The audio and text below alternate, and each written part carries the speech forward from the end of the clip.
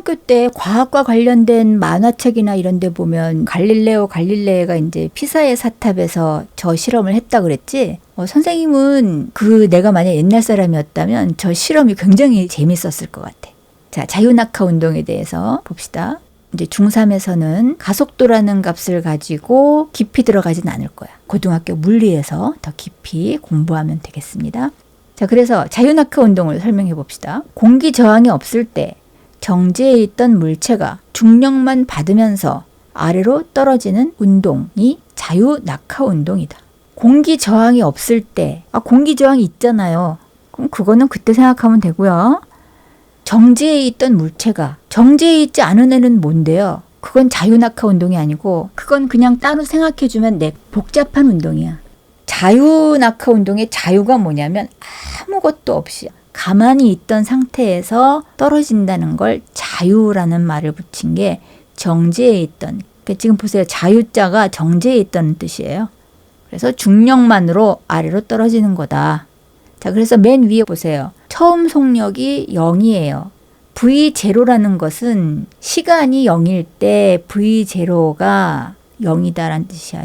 즉 정지해 있던 물체가 중력을 받으면서 시작을 해. 잡아당겨서 떨어졌는데 잡아당기고 또 잡아당기고 또 잡아당겨. 그러니까 속력이 더 빨라지고 해서 가속이 되는 거예요. 여태까지는 등속 운동을 배웠죠. 자유낙하 운동은 가속 운동입니다. 자, 그래서 속력이 증가합니다.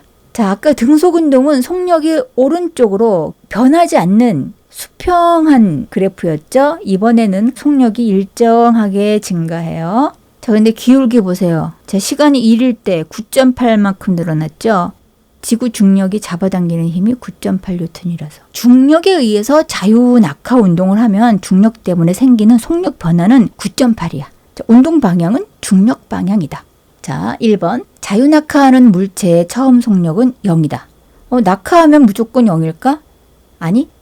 자유낙하 아까 뭐라 그랬어? 처음에 정지해 있다가 떨어지는 애가 자유낙하라 그랬지? 그럼 걔는 처음에 0이죠. 속력이. 2번. 속력이 1초에 9.8m/s씩 증가하는 가속 운동이다. 3번. 속력 변화량 9.8을 중력 가속도 상수라고 한다. 그냥 미터/s나 미터/s 제곱이나 그런 거 빼고 아예 9.8을 중력 가속도 상수라고 한다. 상수라는 거는 그냥 숫자만을 얘기할 때 상수라고 하는 거야. 같은 시간 동안 물체가 이동한 거리가 일정하게 증가한다. 같은 시간 동안 물체가 이동한 거리. 이거는 속력을 뜻하지.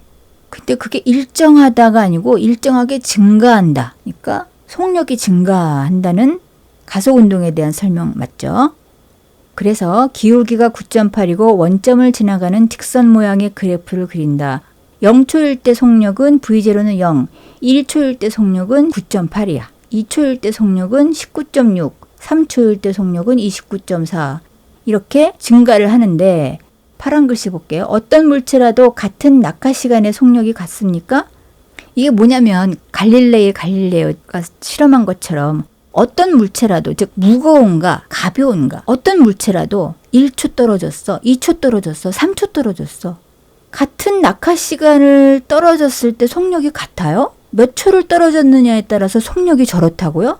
네, 그렇습니다. 중력이 그만큼 잡아당겼기 때문에 생기는 속력이거든요.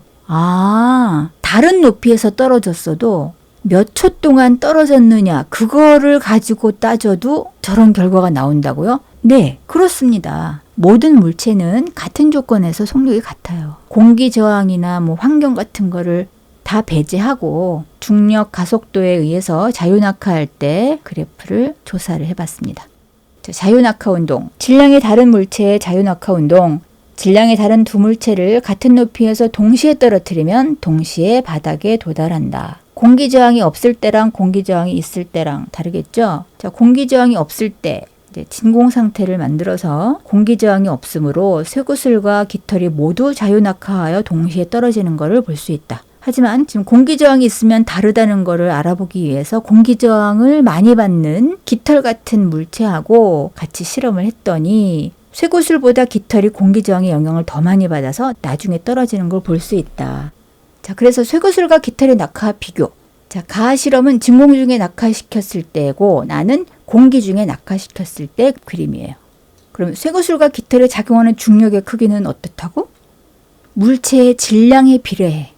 중력의 크기는 질량에 비례해서 작용해. 중력은 쇠구슬에 더 많이 작용해. 그럼 쇠구슬은 중력이 더 잡아당기니까 더 빨리 떨어진다. 이렇게 이해하라는 게 아니고 질량이 가벼운 애는 그거에 합당하게 중력이 작용하고 무거운 애는 무거우니까 그거에 합당하게 중력이 잡아당겨서 똑같이 떨어진다 이 뜻이에요.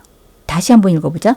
물체에 작용하는 중력은 물체의 질량에 비례해서 작용하므로 질량에 비례해서 영차하고 잡아당긴다.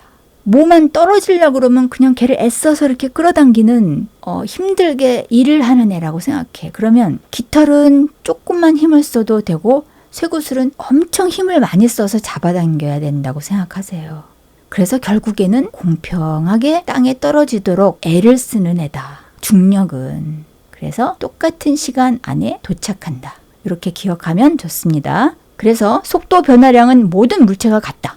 쇠구슬 가는 깃털 가랑 똑같고 쇠구슬 나랑 똑같고 다만 깃털 나가 가장 속도가 느려. 공기 저항 때문에.